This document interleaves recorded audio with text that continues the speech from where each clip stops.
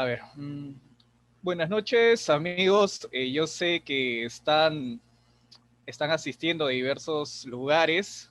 Bueno, quien les saluda es el doctor Jorge Velázquez. Les mando un fuerte abrazo desde Lima, Perú. El día de hoy les voy a compartir un poco de mi trabajo. En esta ocasión vamos a hablar sobre morfodiseño dental y mi técnica que utilizo para poder trabajar este tema. Un poquito de mí, un pequeño resumen sobre mi trabajo. Bueno, como ya saben, me llamo Jorge Velázquez, tengo un pregrado en la Universidad de las Peruanas en estomatología. El posgrado lo hice en la Universidad Científica del Sur con una maestría en estomatología también. Tengo un diplomado en ortodoncia y bueno, también soy creador de la técnica Reforma que la utilizo para enseñar morfología dental. También doy muchas charlas, conferencias, presentaciones de manera internacional. Les voy a hablar un poquito en qué consiste mi técnica. Creo yo que un primer escalón para aprender morfología es entender la teoría. Ahora, con la teoría podemos reseccionar mucha información, agregar mucha información y sumar mucha información de la que ya tenemos, de la que tal vez tenemos del pregrado, de la universidad, del instituto o de nuestro día a día, nos va a servir este entrenamiento. Ahora, la técnica reforma lleva este nombre. ¿Por qué le puse este nombre? Porque el re viene de recontornear y recontornear, recontornear y recontornear. ¿Para qué? Para llegar a una forma particular de una pieza dental. Pero ustedes pueden ver acá que estamos utilizando un lápiz, una hoja y estamos dibujando. Sí, pero bueno, yo te hago la pregunta. ¿Lo que hacemos en el día a día es arte o ciencias? No sé, tal vez tú estás en el rubro odontológico, en el rubro del laboratorio, del técnico dental, y yo te pregunto, ¿lo que tú haces día a día es arte o ciencia? Seguramente también te lo has preguntado y muchas veces te lo han dicho. ¿Qué tal talento, doctor? ¿Qué tal arte el que usted tiene? Ahora, lo que yo te voy a decir es que la respuesta es un poquito de los dos, ¿ya? Porque con el arte nosotros vamos a expresar esa coordinación que tenemos mente con la mano. Esa coordinación mente-mano la vamos a expresar mediante el arte. Y se vuelve ciencia. ¿Por qué? Porque nosotros día a día vamos a aprender, vamos a llenarnos un poquito más de información. Y más aún si utilizamos una técnica para poder entrenar. Ahora, y ustedes se dirán, pero Jorge, esto es dibujo. El dibujo es una técnica muy utilizada desde nuestros inicios en que nosotros comenzamos a caminar, luego a aprender, a ir al colegio, comenzamos a dibujar. Ahora, hay muchos estudios que nos dicen que sí funciona, que sí hay una relación de qué, de aprendizaje mediante el dibujo.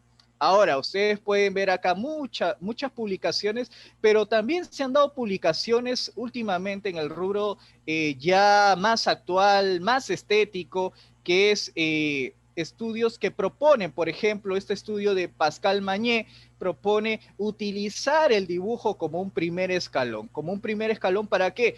Para ir subiendo a esa excelencia sobre la parte restaurativa. Ustedes saben que la parte restaurativa también va de la mano sobre lo que yo sé o sobre lo que es la pieza dental. Para poder devolver lo que se perdió, necesito saber qué es lo que tuvo esa pieza dental. Él propone esto de acá, un trabajo de 2D, 3D, 4D para empezar con el dibujo, para no quemar etapas, por así decirlo. Pueden ver acá un poquito de mi trabajo del día a día.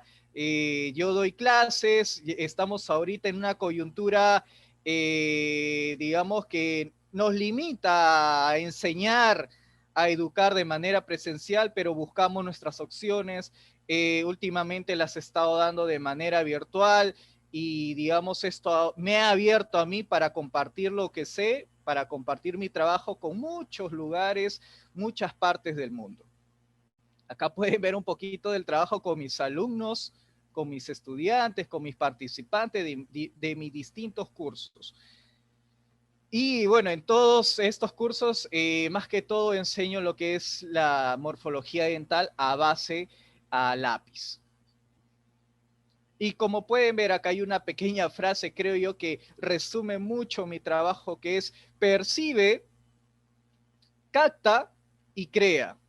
Tengo que recibir la información, entender la información y desde acá, desde que la he entendido, llevarla al papel, llevarla a un material. En este caso, el dibujo, pudiendo ser más tarde en una cera, en una resina o X material. Acá ustedes pueden ver tal vez que todo es manual, que todo es a mano alzada, pero tampoco es un trabajo de dibujo libre. Yo trabajo, esta técnica reforma, trabaja con un esquema. Yo lo llamo diagrama de formas. Este diagrama de formas me permite, ¿qué cosa? Tener un mayor control sobre la primera parte más importante para dar forma, que es el contorno. El contorno es muy importante.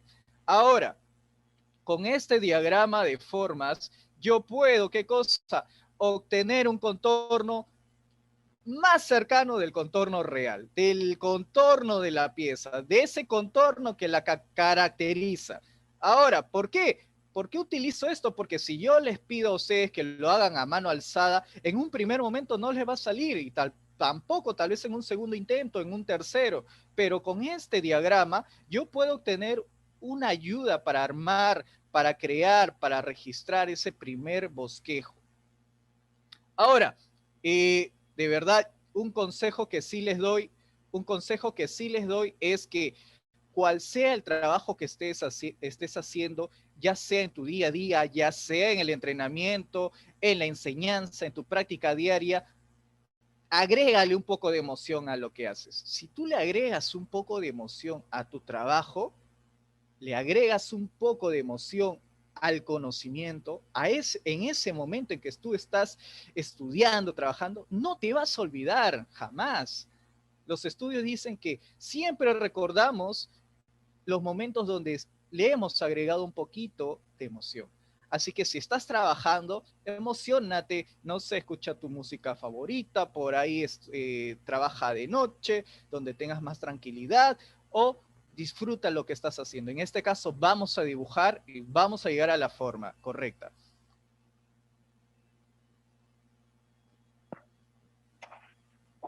Vamos a ver un poquito de lo que es algo rápido, una parte teórica, una parte introductoria de lo que es la morfología dental. En este caso, la morfología dental de las piezas anteriores, de los dientes anteriores. Ahora, nosotros podemos ver acá dos conceptos muy importantes que yo considero que uno debe involucrarse, uno debe conocer, uno debe controlar, debe manejar. Primero es el contorno de las piezas. Nosotros tenemos 6 tipos de piezas muy importantes. Tenemos lo que es el incisivo central maxilar, el incisivo lateral maxilar y el canino maxilar. En el sector superior tenemos estas 3 piezas muy importantes. También en la parte mandibular tenemos nosotros al incisivo central mandibular, incisivo lateral mandibular y también al canino mandibular. Ahora, estas 6 piezas pertenecen al sector anterior, al sector del frente estético. Por eso nosotros debemos, ¿qué cosa? Manejar un correcto contorno de estas piezas para que este contorno pueda expresarse de la manera más estética posible y también funcional. Podemos ver acá que el primer concepto nos habla sobre los contornos y la forma cerrada en el contorno que nosotros le demos. Si nosotros hacemos un contorno distinto, vamos a obtener una forma distinta. Ahora, también podemos ver otro concepto que nos dice sobre los lóbulos de desarrollo.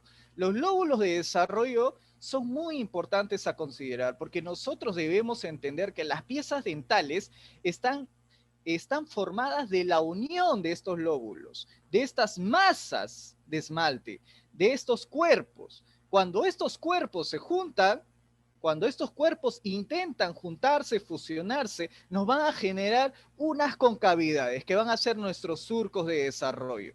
Porque la fusión no es completa, no es perfecta. En su intento, de la unión de esas convexidades nos forman concavidades. Hay que considerar estos cuerpos, ¿para qué? Para darle volumen a las piezas. Miren, acá podemos ver también que los dientes no tienen superficies planas ni lisas, sino que su superficie está llena de ¿qué? De concavidades, de convexidades, de altos relieves, de bajos relieves. Debemos considerar esto, ¿por qué? Porque esto nos va a dar, ¿qué cosa? Mayor personalidad a la pieza dental.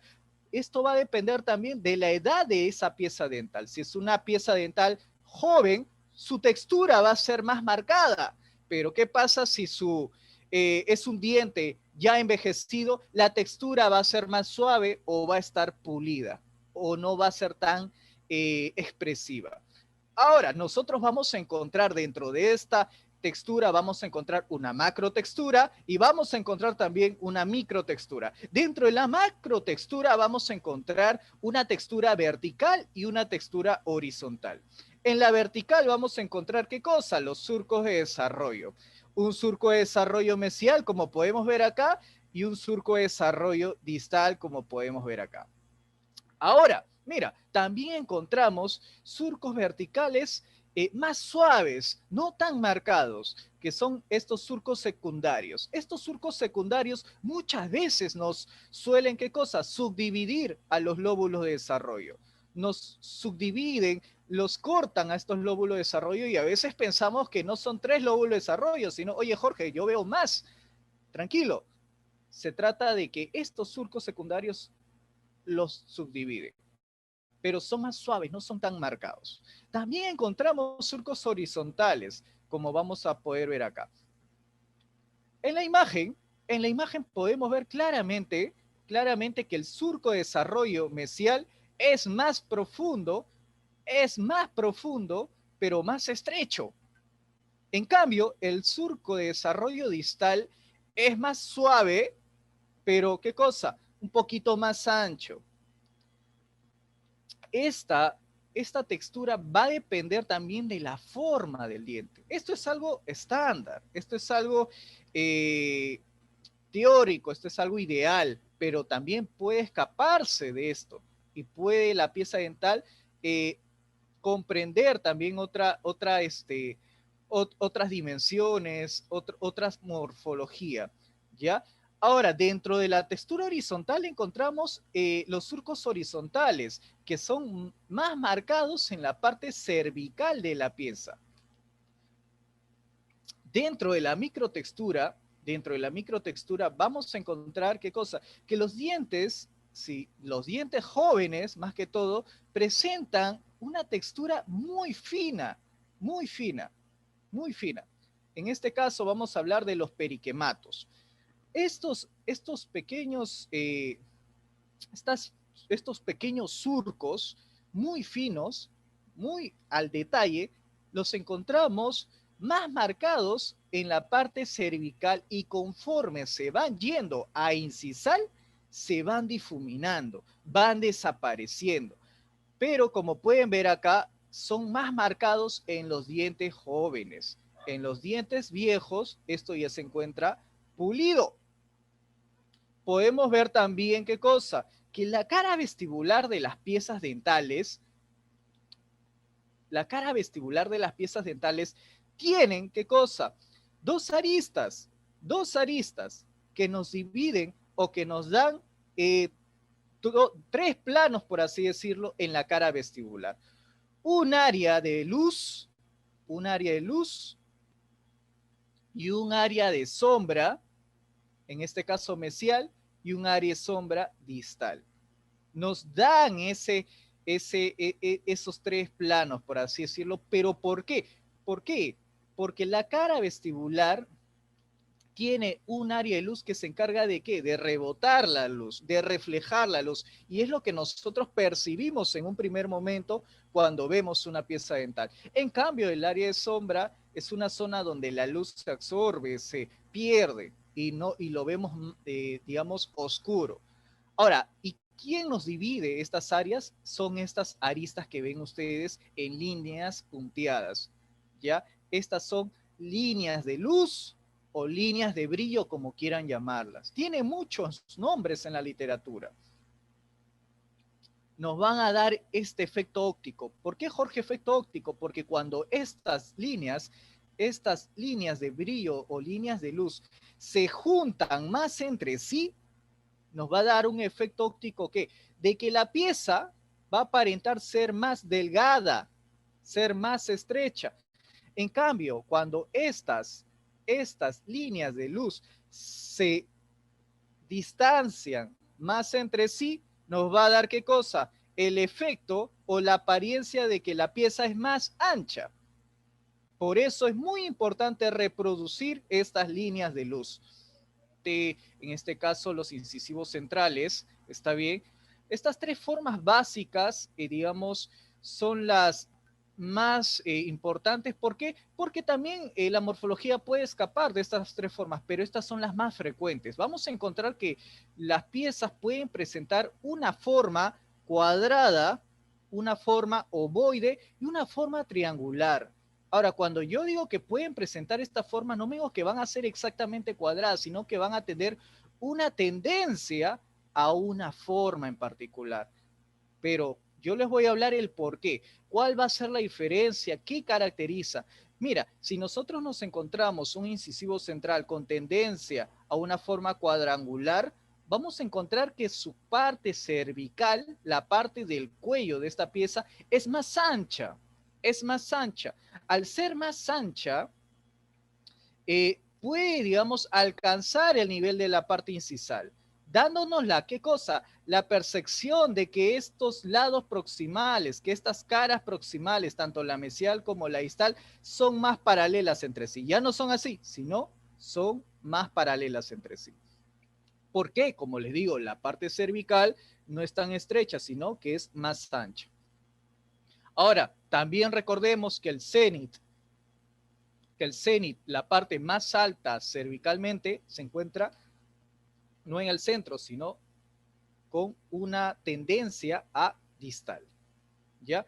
Su borde incisal es plano. Su borde incisal de estos dientes cuadrangulares es plano y su textura es más, su textura vestibular es más homogénea. No hay un lóbulo de desarrollo predominante. Los tres, digamos, son homogéneos.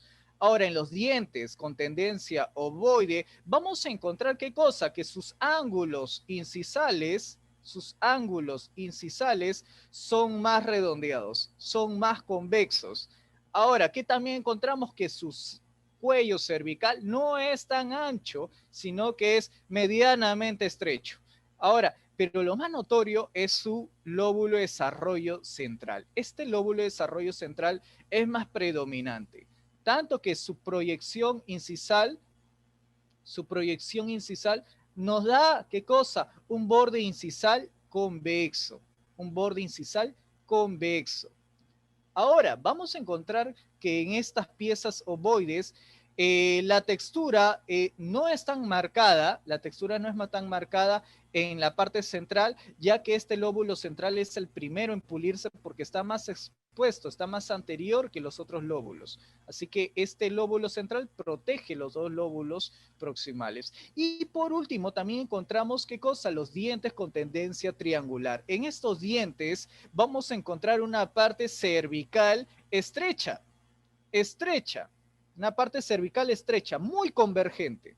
Ahora, y vamos a encontrar que su borde incisal, puede ser algo cóncavo, puede ser cóncavo, tiene una concavidad acá. ¿Por qué? ¿Por qué tiene esta concavidad? Porque los lóbulos de desarrollo, tanto el mesial como el distal, tienen mayor volumen que el lóbulo central. Este lóbulo central es plano, no tiene demasiado volumen y nos da muchas veces la percepción que en esta parte central vemos una concavidad, una sombra. ¿Por qué? Por la falta de volumen de este lóbulo.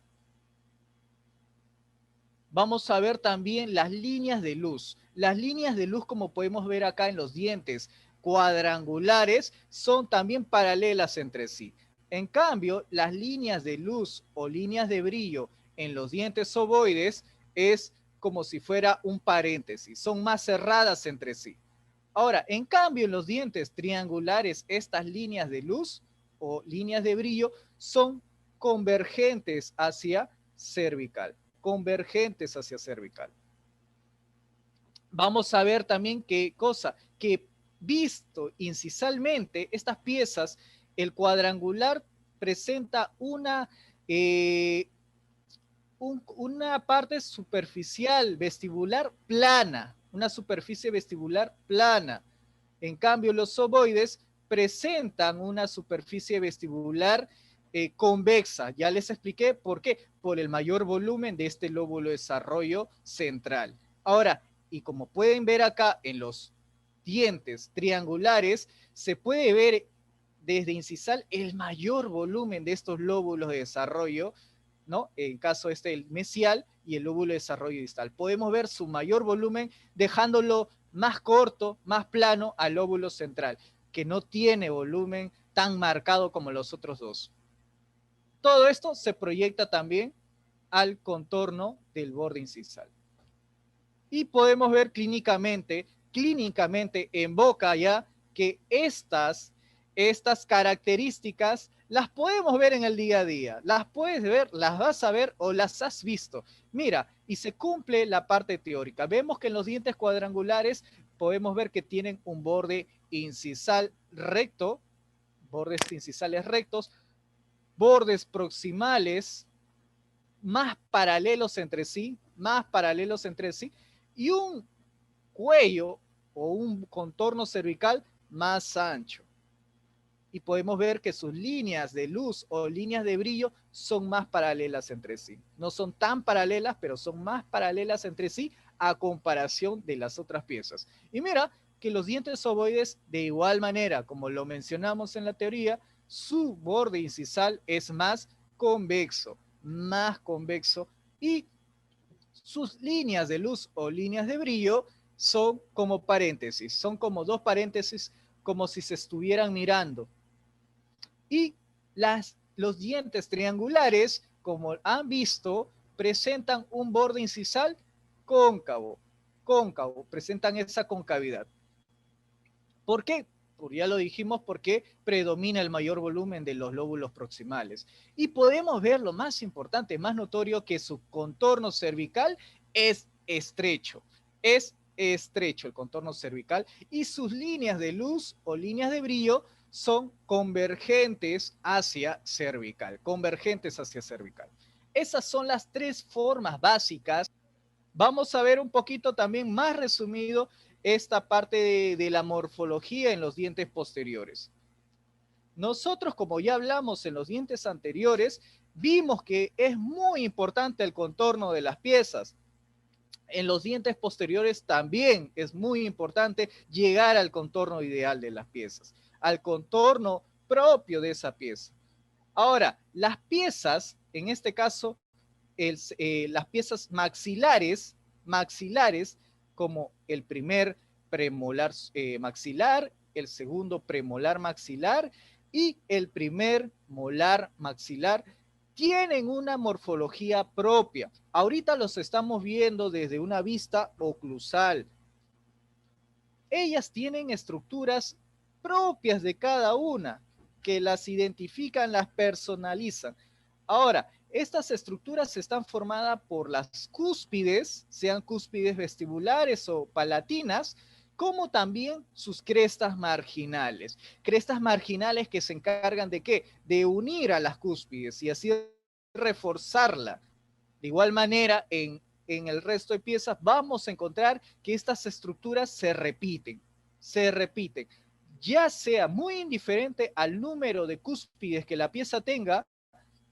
Las crestas marginales se van a encargar de ¿qué? De unir estas cúspides. Pero Jorge, ¿qué pasa si la pieza tiene más de dos cúspides? También podemos encontrar, en este caso, en la primera molar maxilar, podemos encontrar también una cresta transversal llamada puente adamantino o puente de esmalte, que se encarga también de ¿qué? De unir estas dos cúspides. Podemos verla acá, este puente de esmalte o puente adamantino que se encarga de unir estas dos cúspides. Y Por último, vamos a ver también el sector mandibular. En la parte mandibular, las piezas mandibulares, en este caso, la primera premolar mandibular, la segunda premolar mandibular y el primer premolar mandibular. Que como ya lo dije, en los dientes maxilares posteriores tiene una gran importancia el contorno de estas piezas, porque se habrán dado cuenta que en estas piezas mandibulares el contorno es más redondeado, son piezas más convexas, un poquito más anchas mesiodistalmente, muy distinto a las piezas del sector maxilar, ¿ya? Ahora podemos ver también que estas comparten las mismas estructuras, cúspides, en este caso vestibular, cúspide lingual, y de igual manera se presentan las crestas marginales. ¿Para qué? Para unir estas cúspides, reforzar estas cúspides. Igual manera, cuando esta segunda premolar mandibular ya tiene 3 cúspides, una vestibular, una mesial, una distal, también encontramos, ¿qué cosa? A las crestas marginales para unirlas. De igual manera, en la primera molar mandibular ya no son 3 cúspides, son 5 cúspides, 3 vestibulares y 2 linguales. Y sus crestas marginales para unirlas y reforzarlas.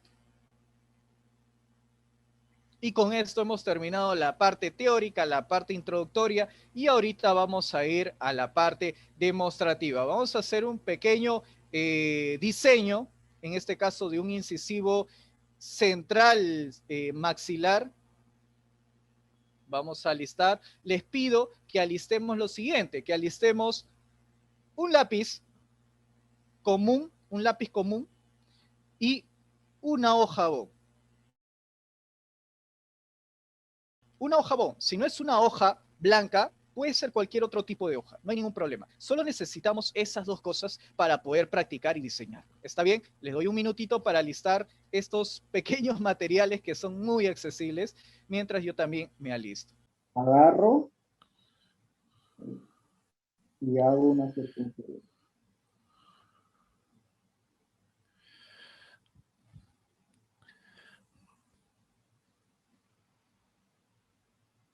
La circunferencia no es una circunferencia tan definida, ya que lo vamos a hacer a mano alzada.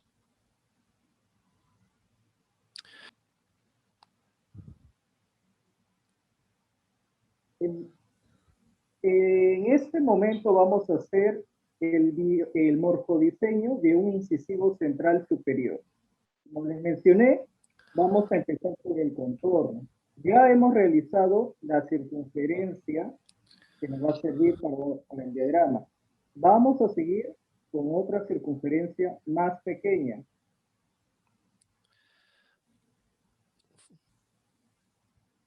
Vamos a trazar una cruz en el centro de la circunferencia pequeña.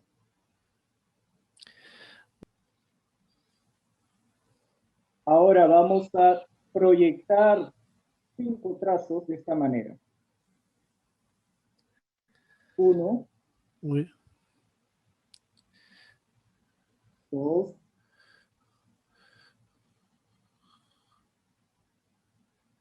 3,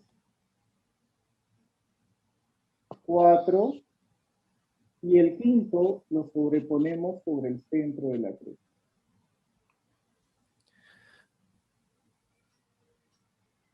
Ahora, vamos a hacer lo siguiente. Voy a hacer los siguientes trazos. ¿Para qué?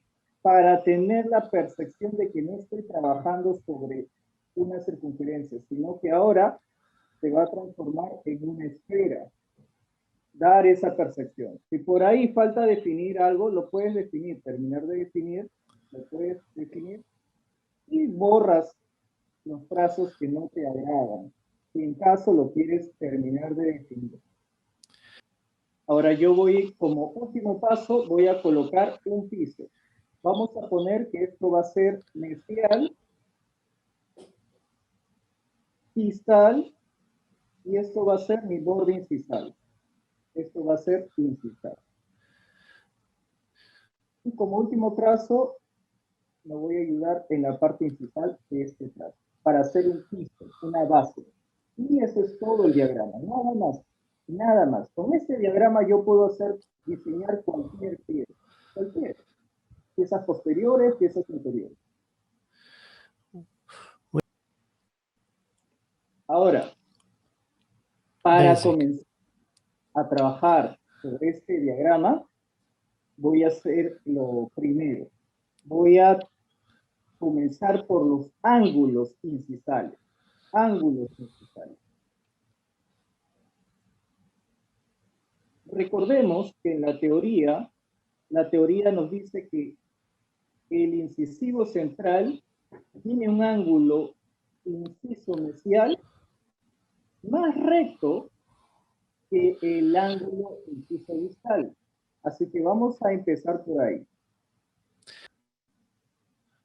Para trabajar los ángulos, tengo toda esta área. Tengo toda esta área para trabajar el ángulo inciso mesial. Yo voy a escoger si lo diseño acá, si lo hago acá, o si lo hago más acá. Va a depender del diseñador. ¿Por qué? Los ángulos incisales son muy importantes para el contorno de los dientes anteriores, ya que son los ángulos incisales los que le van a dar individualidad a cada diente.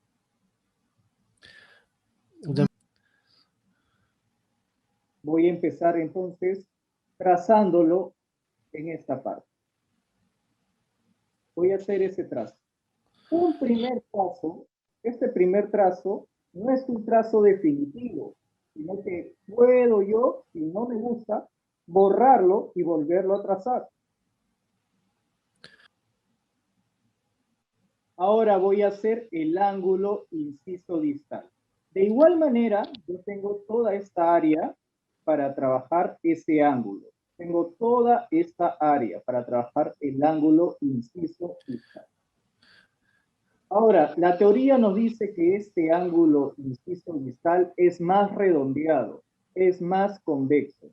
Así que hay que considerar esto. Entonces, yo puedo hacerlo acá, o lo puedo hacer acá, o lo puedo hacer acá. Según yo vea cuál me conviene, cuál le va a dar la característica a ese ángulo. Lo voy a hacer entonces acá, para obtener un ángulo inciso distal más redondeado. Lo voy a hacer en esta parte. Ahora, yo ya tracé el ángulo inciso mesial, ya tengo el ángulo inciso distal y ya tengo también parte de ese borde. Tengo el borde incisal también. Al juntarlos, yo ya tengo el borde. Mira, lo estoy juntando.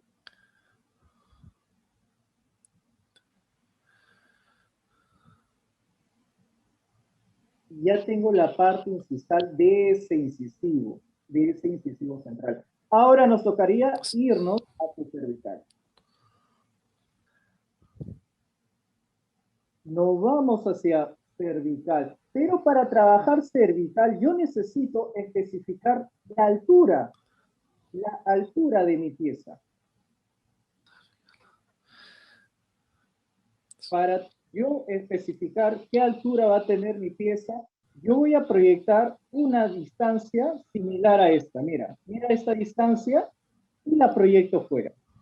Yo ya tengo la altura mínima que va a tener mi pieza. Es una altura mínima ideal. Porque si yo la hago más pequeña, ya se va a ir deformando. No va a tener, va a ir perdiendo sus características. Ahora, ¿qué nos dice la teoría? Que la altura, la mayor altura, no está en el centro del diente. No está en el centro, en el eje central del diente, sino que la mayor altura se encuentra hacia distal. Se encuentra hacia distal. Recuerda, esto es distal y la mayor altura, el cenit, lo tengo que colocar hacia distal. Entonces yo voy a colocar, esta zona va a ser la zona más alta. La zona más alta. Va a ser el tope, el cenit. Ahora, yo ya tengo la altura. Ahora sí yo puedo ir, ¿qué cosa? Contorneando, hacer el contorno proximal y terminar de hacer el contorno cervical. Mira, te preguntarás, Jorge, ¿y cómo yo voy a hacer o cómo voy a determinar el contorno cervical? ¿Qué tan ancho va a ser entonces mi contorno cervical? Esa va a ser la pregunta que te vas a tener que hacer. El ancho cervical me lo va a dar la circunferencia pequeña. Mira, la circunferencia que trazamos tiene un ancho. Entonces voy contorneando este ancho. Voy contorneando. Ahora, ustedes se habrán dado cuenta que dependiendo del tamaño de esa circunferencia pequeña, me va a dar el ancho cervical.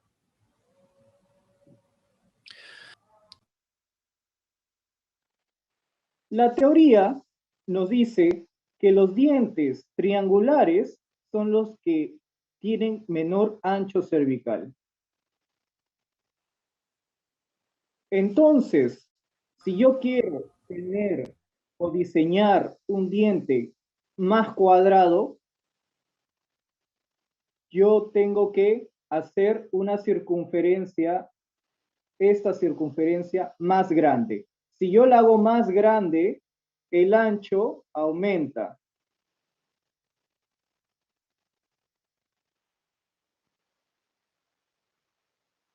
Si el ancho aumenta, el ancho cervical aumenta, va a parecer o va a simular un diente más cuadrado. Recuerden que la teoría nos dice que los dientes cuadrangulares tienen un mayor ancho cervical. Vamos entonces, ahora sí, a unir, a crear nuestro contorno proximal, o a unirlo con el contorno cervical. La teoría nos dice que el borde proximal tiene el mayor área de contacto. Entonces, yo voy a tener que respetar eso y ir llevándolo hacia cervical, de esta manera.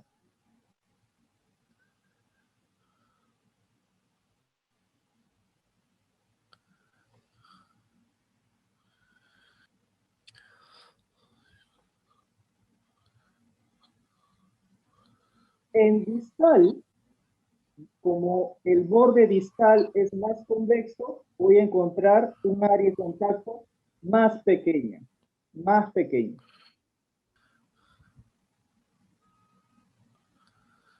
Ahora, a partir del área de contacto, yo voy a comenzar a unir, a llevar el trazo hacia cervical.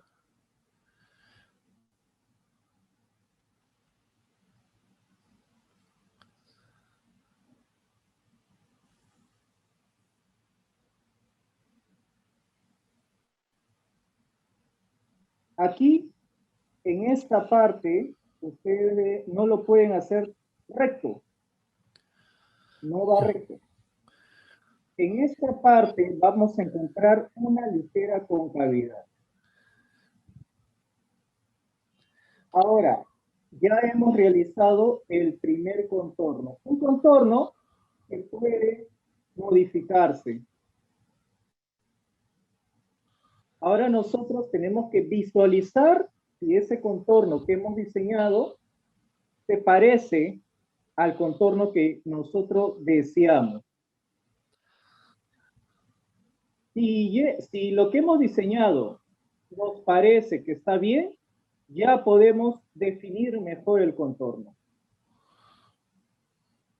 Ahora vamos a borrar, voy a borrar estos trazos que no me sirven, porque lo he rayado, lo he he garabateado.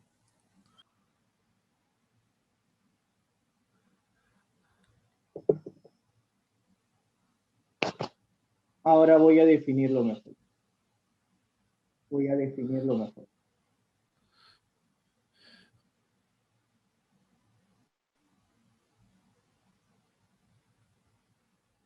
Esta técnica no necesita de talento para el dibujo. Lo que necesitas simplemente es conocimiento, teoría.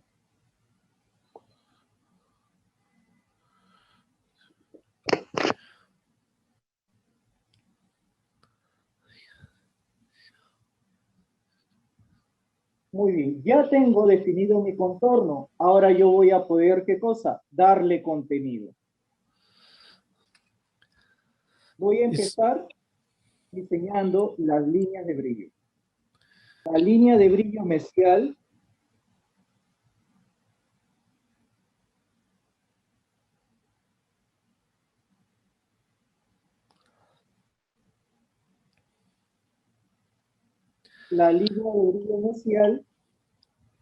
hacia la mayor altura de cervical. La línea de brillo distal va a ir un poco más superior a la mesial.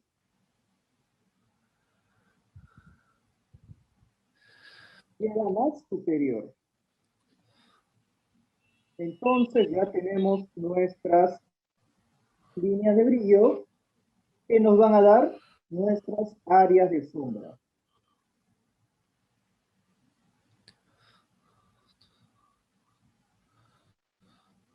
Voy a borrar un poco los trazos o líneas que ya no me sirven.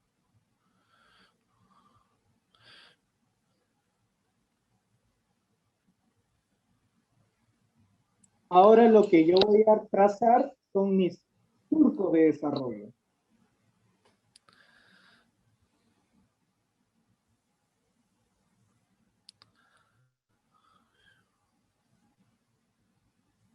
El surco de desarrollo mesial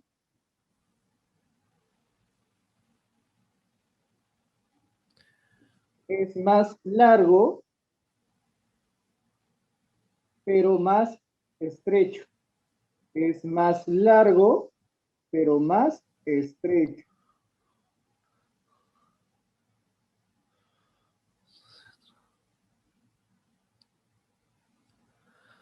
Mi surco de desarrollo distal es más corto, pero un poquito más ancho.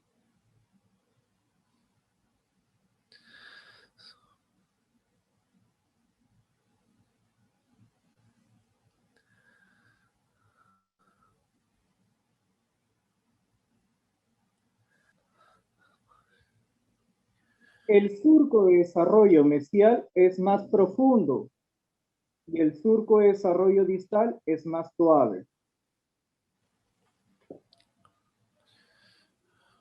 Para tener un mayor, tal vez podríamos nosotros agregarle un poquito del contorno radicular para que nuestra línea cervical tenga más protagonismo, resalta más. Ahora sí podemos diferenciarla más nuestra línea cervical. De los tres lóbulos de desarrollo que son estos, los tres lóbulos, este es el lóbulo mesial, lóbulo central, lóbulo distal. El mesial es más voluminoso, pero más estrecho. El central es más largo, pero no tiene tanto volumen, es más plano. Y el lóbulo de desarrollo distal es más ancho y más convexo.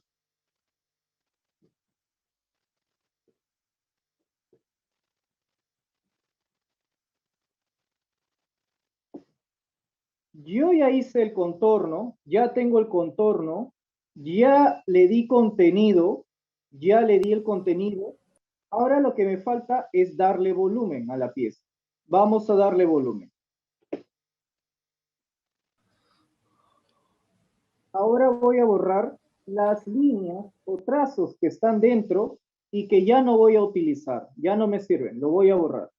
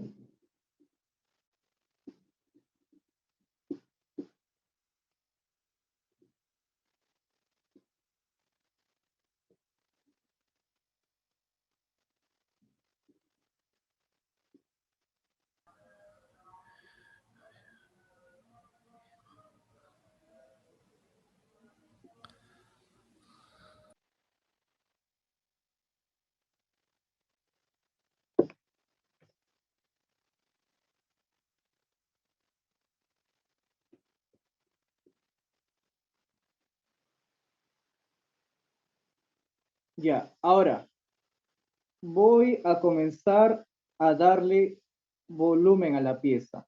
Mira, voy a realizar lo siguiente.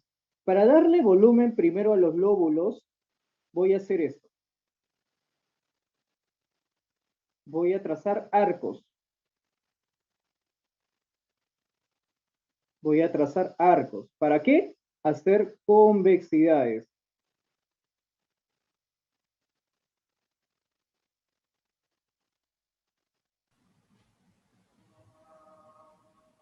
Estos arcos, estos trazos en forma de arco, le van a comenzar a dar volumen a ese lóbulo mesial.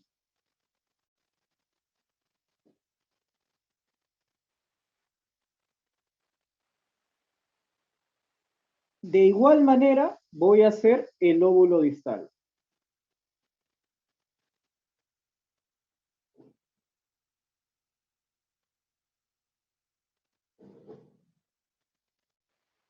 Comienzo a darle volumen al diseño. Miren, si yo un trazo lo hago así, significa que es más convexo.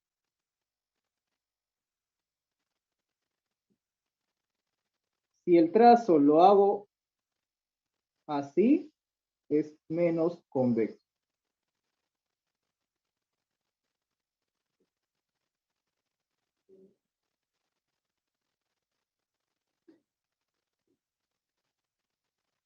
¿Por qué? Para el lóbulo central yo lo tengo que diseñar menos convexo, menos convexo. Y yo ya acá tengo los tres volúmenes de los tres lóbulos.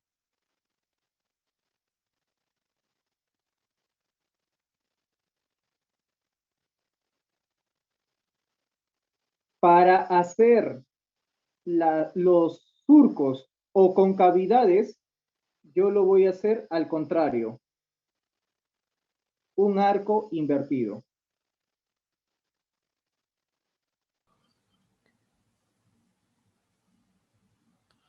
Y lo voy a unir con las convexidades.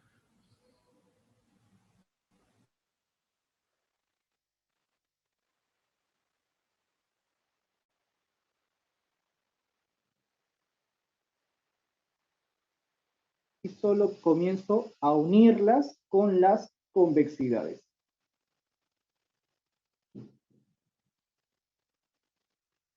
Si yo esa concavidad la hago así, significa que es más profundo.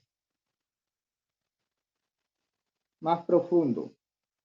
Si lo hago así, significa que es menos profundo.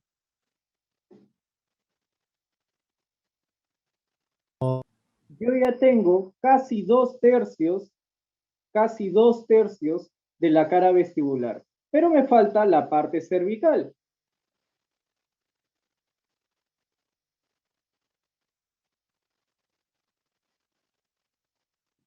El tercio cervical es más convexo, no tiene mucha textura.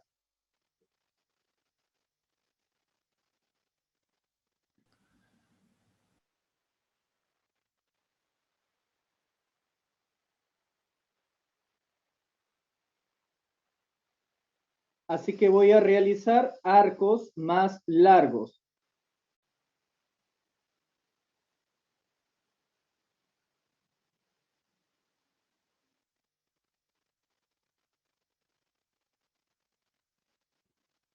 Esta área cervical no está interrumpida por surcos, no está interrumpida por surcos.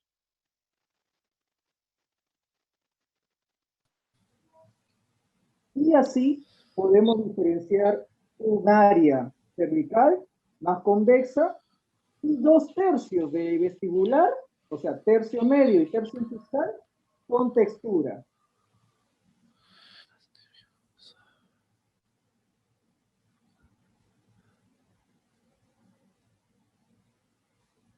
Ya estamos casi finalizando el diseño. Hasta aquí ya hemos identificado la morfología, el volumen y la textura.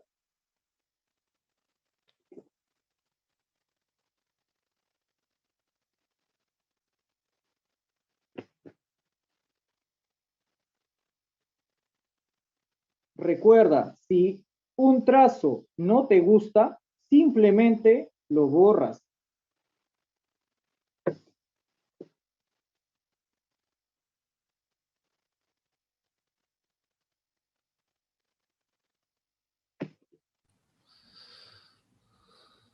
Hasta aquí lo tenemos de manera más macro, pero si nosotros queremos darle un mejor acabado, podemos llenarlo de trazos idénticos, pero más delgados, más finos.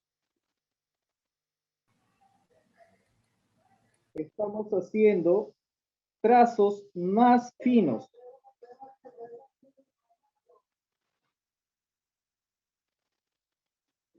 Trazos más finos. Todo es a mano alzada.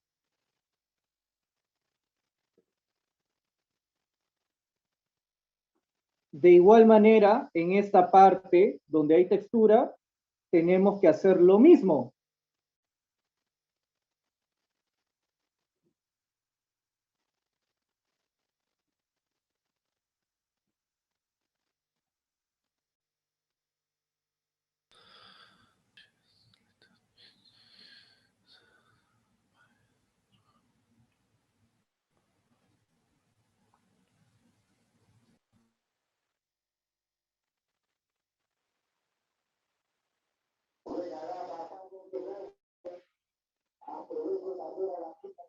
Igualmente en el lóbulo distal.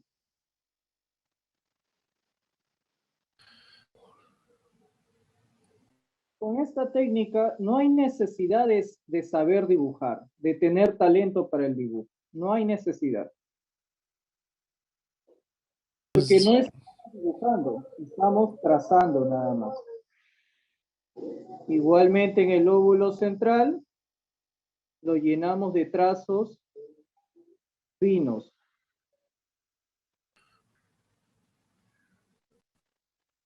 Igual en las concavidades hacemos los arcos invertidos.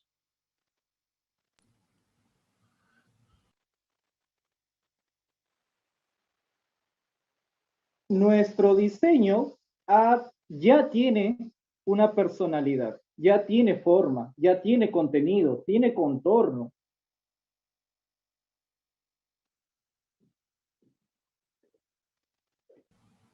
Ahora yo puedo hacer para el acabado, terminar de definir mi contorno y borrar los trazos también que se han salido del contorno. Borro los trazos que se han escapado del contorno.